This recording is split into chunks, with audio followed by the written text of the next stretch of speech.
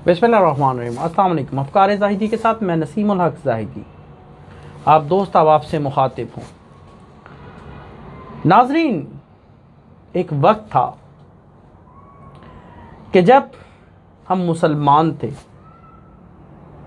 जब हमारी हैबत और जलालियत से आलम कुफ़र कांपा करता था, जब मुसलमानों का नाम सुन के कुफ़ार की नींदें उड़ जाया करती थी। वो दौर बहुत पहले का था और वो मुसलमान भी अब नहीं रहे। मस्जिद तो बना दी शब भर में ईमान की हरारत वालों ने, मन अपना पुराना पापी था, बरसों से नमाजी बन न सका। सुल्तान अब्दुल हमीद सानी अपने वज़रा में, अपने दरबार में बैठे हैं कि एक शख्स, एक हुकूमती ओहदेदार दौड़ता हुआ आता है। उसके हाथ में एक अखबार होती है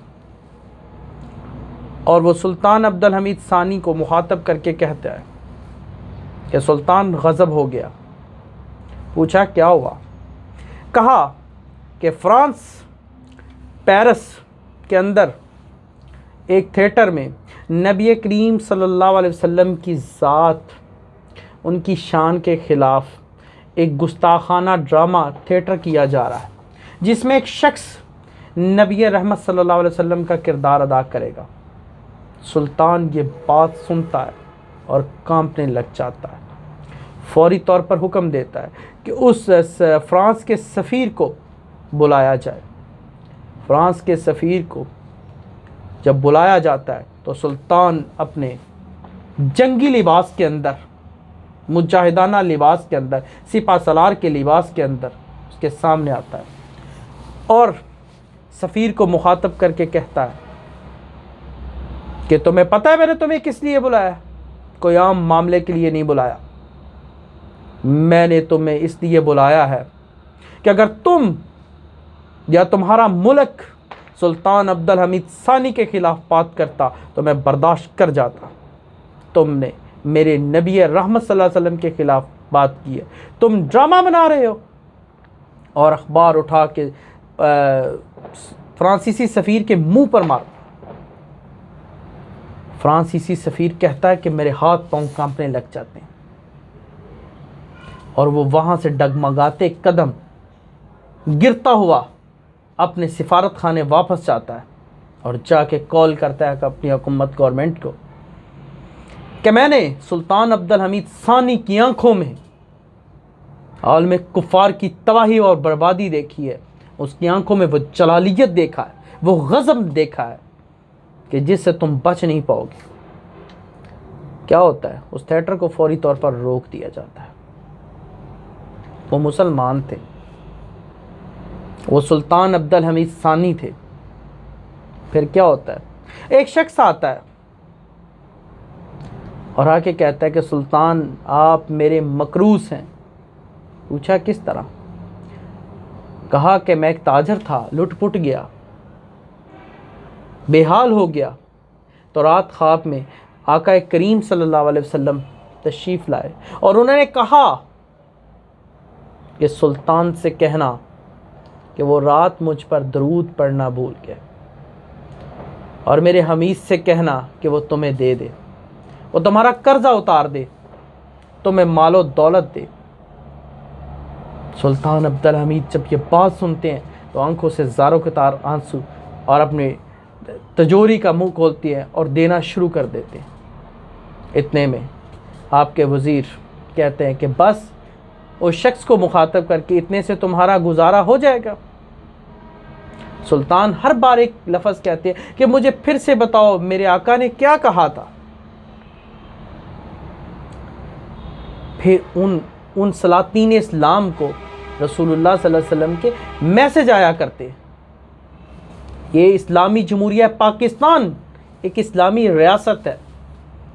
इंतहाई अफसोसनाक बात है कि इस रियासत के अंदर उस गुस्ताख मुल्क फ्रांस, जिसने पहले गुस्ताखी की, अभी तक हम उसका सफ़ीर मुल्क बदर नहीं कर सके।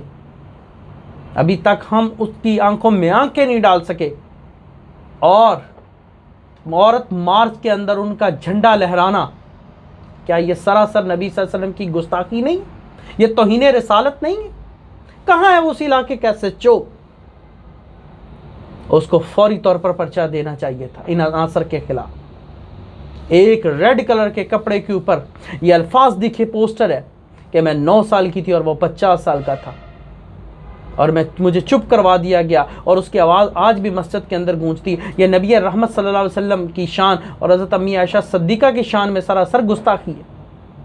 कहाँ है रियासती इदारे? कहाँ है स्पेशल ब्रांच और दीगर हुकूमती इदारे? वो क्यों नहीं एक्शन ले रहे? ये चंद मखसूस आंटियां जिनको पीछे से एड, फ्रांस और दीगर तागूती ताकतें दे रही हैं, वो पाकिस्तान के अंदर फिरका वारियत का और तासब को हवा दे रही हैं। इससे ज़्यादा क्या फिरका वारियत होगी? ये फिरका वाराना दहशत गर्दी नहीं तो और क्या है? कि तुम इस्लाम का लिबादा ओढ़ कर इस्लाम के ऊपर अटैक कर रहे हो, इस्लाम के ऊपर रकीक हमले कर रहे हो।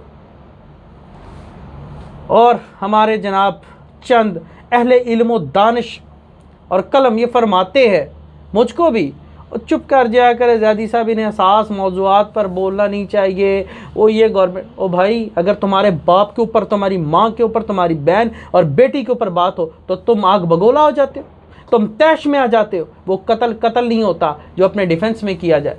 अगर तुम किसी को तैश दिलाते हो, उसके वालदा को गालियाँ देता, तुमसे मर्डर हो जाए तो सज़ा नहीं मिल सकती तुम्हें।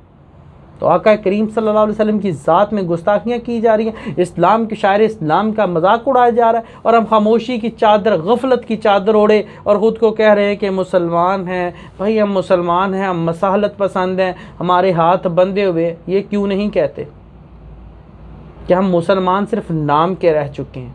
हम आपके ग़ुलाम थे, ग़ुलाम हैं और ग़ुलाम रहेंगे।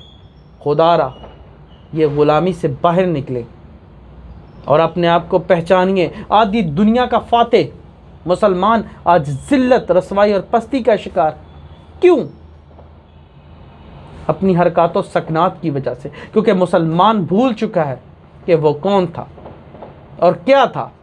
इस्लाम अपने मज़हब से वो बागी हो चुका है, और जब जो लोग मज़हब से बागी हो जाते हैं ना, फिर उनको कोई ठिकाना नहीं मिलता, ज़िल्लत और रसवाई उनका मुकद्दर हो जाया करती है। आइए तासुबात से पाक होकर एक बनिए, एक कुव्वत बनिए और इन तागूती ताकतों के ख़िलाफ़ सीना सुपर हो जाए। अल्लाह ताला हम सबको तौफीक दे, आमीन।